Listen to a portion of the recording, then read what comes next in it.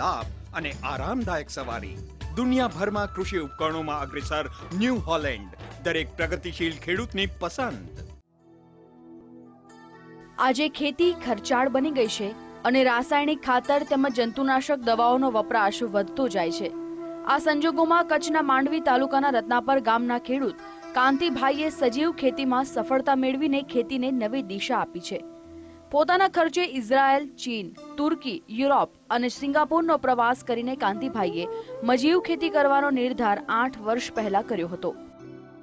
આપણે જે સામૂહિક ધોરણે જો કરી શકી તો મેં વિચાર કર્યો કે બીજા કરે કે ન કરે, પણ આપણે એક સામૂહિક ધોરણે ખેડૂતોને લઈ આવવા જોઈએ અને કાંઈક તમારે નવું સંશોધન જે કરો એમાં ખર્ચ ઘટે. તો એવી રીતે આપણે જે વેસ્ટ વનસ્પતિમાંથી ખ્યાલ હતી કે આ વનસ્પતિમાંથી નાઇટ્રોજન મળે, ફોસ્ફરસ મળે. તો નવસારી યુનિવર્સિટીના આપણે કુલપતિ ડૉક્ટર AR પાઠક સાહેબ એ પણ આપણા ફાર્મમાં આવીને કે કાંતિભાઈ આમાંથી નાઇટ્રોજન મળે, તો આ ઝાડમાંથી તમે જે રસ પી લો તો એમાંથી DAP પણ બને. એટલે આવા ઘણા બધા જે ને વૈજ્ઞાનિકો છે આત્મા દ્વારા સાથે જોડાઈને કે એવી રીતે આપણે જોડાઈ લઈને આપણે પોતાની ઇન્ટરેસ્ટ કેટલો છે, આપને જો ઇન્ટરેસ્ટ હોય એમાંથી તમે ઘણું બધું મેળવી શકો. કાંતિભાઈએ પોતાની કોઠાસૂઝ અને કૃષિ નિષ્ણાંતોની મદદ લઈને સજીવ ખેતી કરવા માટે જૈવિક પ્રવાહી બનાવ્યું. આ પ્રવાહી રાસાયણિક ખાતર કે જંતુનાશક દવા કરતા સસ્તું છે અને કુદરતી છે, જેથી ખેતીને કોઈ આડઅસર થતી નથી. જે વનસ્પતિમાંથી દૂધ જેવું સફેદ પ્રવાહી નીકળતું હોય એ વનસ્પતિઓ ભેગી કરી તેમાં ગૌમૂત્ર મિલાવીને 15 દિવસ સુધી મૂકી રાખવામાં આવે છે. આ બાદ ખેતીમાં આ જૈવિક પ્રવાહીનો ઉપયોગ કુદરતી ખાતર કે દવા તરીકે થાય છે. આ પ્રવાહી પાકના થડમાં આપવાથી મૂળનો કોહવારો કે પાકના થડ કોહવાઈ જતા અટકે છે. બીજું કે આ પ્રવાહીને સ્પ્રે દ્વારા પણ આપી શકાય છે, જેમાં થ્રિપ્સ જેવી જીવાતો આવતી અટકે છે. તેઓ 25 જાતની વનસ્પતિ ભેગી કરીને પ્રવાહી બનાવે છે, જેનાથી પાકને જરૂરી પોષક તત્વો આસાનીથી મળતા રહે છે. એમાં છે ને આંકડો છે, પછી ધતુરો, થુવર, ગેડ, પછી સીતાફળના પાન છે, વડ છે કે પીપળો, એમના કૂપણ કાચા, જેમાંથી જે વનસ્પતિમાંથી દૂધ નીકળે છીર, એ વનસ્પતિ આમાં ઉપયોગમાં આવી શકે. મોટે ભાગે કેળાના જે ફૂલ છે એમાં કટિંગ કરી એમાંથી નાઇટ્રોજન મળી શકે. પછી એમાં લોખંડ જે વનસ્પતિને લો તત્વો અને 16 થી 18 જાતના જે તત્વો જોઈતા હોય વનસ્પતિને, એમાંથી એ તત્વો એમાંથી પેદા કરવા માટે ગોળ, એટલે એ બધું વસ્તુને ભેગી કરી અને 15 દિવસ સુધી આપણે મૂકી દઈએ છીએ. અને 15 દિવસ પછી અમે જાતે જે પ્રયોગ કરીને 8-10 વર્ષ પહેલા જે રિઝલ્ટ મળ્યું ત્યારથી અમે DAP યુરિયાને મુક્ત કરી નાખ્યું. કાંતિભાઈની ખેતી જોઈને ગુજરાત સરકારે પણ તેમની નોંધ લીધી છે. તેમના સજીવ ખેતી વિશેના સેમિનાર પણ રાખવામાં આવે છે અને કૃષિ મેળામાં તેમના દ્વારા ખેડૂતોને ખેતીલક્ષી માહિતી આપવા માટે કાર્યક્રમ કરવામાં આવ્યા છે.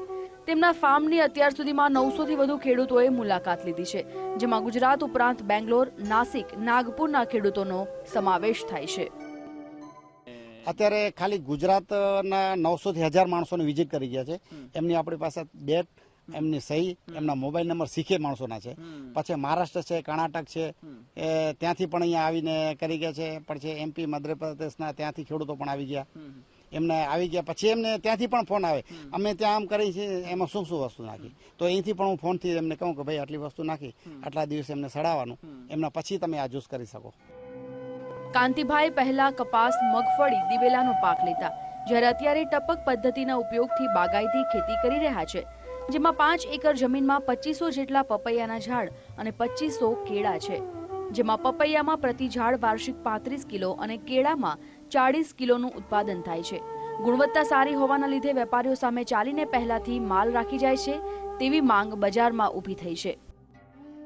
કે પેલા કેળાના થડી આપણે નીચેથી કાપતા અને પછી એમને આધેથી આપણે લૂમ કાપી લો એટલે એ જે થડું રાખી દે છે, એ થડું જે સોસાઈ અને એમને જે પાણી જે છે નાઇટ્રોજન એ રિકવરી બીજા પીલાને આપે છે. તો એ આપણે છોડ જે છે ને ખંભા ઉપર જે ઉચકીને બહાર લઈ જતા હતા, તો એ પણ અમારે એક મહેનત બચી. એને જેને કહેવાય કે ગધા મજૂરી કહેવાય, કે અતિશય ગણતરી કર્યા વગર જે કરતા હતા. એની જગ્યાએ પરિવર્તનમાં એવું છે કે હમણાં જે નવું પરિવર્તનમાં આવ્યા, તો અત્યારે સમજી લો કે આ પદ્ધતિથી જે ખેતી કરી છે એમાં અમારે વેપારી પણ પહેલાં પૂછવું પડતું કે ભાવ શું આપીશ.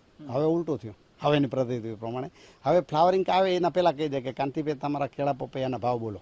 તો આટલો અમને પરિવર્તન આમાં જોવા મળ્યું. કાંતિભાઈના જૈવિક પ્રવાહીની મહારાષ્ટ્રમાં પણ માંગ ઊભી થઈ છે. આ જૈવિક પ્રવાહી કઈ રીતે બનાવવું એ માટે પણ કાંતિભાઈ અન્ય ખેડૂતોને સલાહ આપે છે. કાંતિભાઈથી પ્રેરાઈને કચ્છના અન્ય ખેડૂતો પણ સજીવ ખેતી તરફ વળ્યા છે. અત્યારે ત્રીજું વર્ષ મને ચાલે છે. પહેલા આપણે બધા હાઈ પાવરના ડોઝમાં ગયેલા હતા. જૈવિક DAP છે, યુરિયા છે ને ધોરિયા પદ્ધતિ એ રીતનું બધું પિયત કર્યું છે. એને લીધે જમીન બધી ઝેર બની ગઈ છે. અત્યારે ત્રીજા વર્ષમાં મને થોડું રિઝલ્ટ મળ્યું છે. જૈવિક ખેતી કરું છું એ પ્રમાણે. તો અત્યારે સમજી લો હાઈ પાવરના ડોઝમાંથી હવે હરે આ જૈવિક ખેતીમાં ડોઝનો હવે એને અસર પડે છે. કાંતિલાલભાઈએ સજીવ ખેતી કરીને ઓછી જમીનમાં સારું ઉત્પાદન મેળવતા તેઓને રાજ્ય કક્ષાએ સરદાર પટેલ એવોર્ડ મળ્યો છે.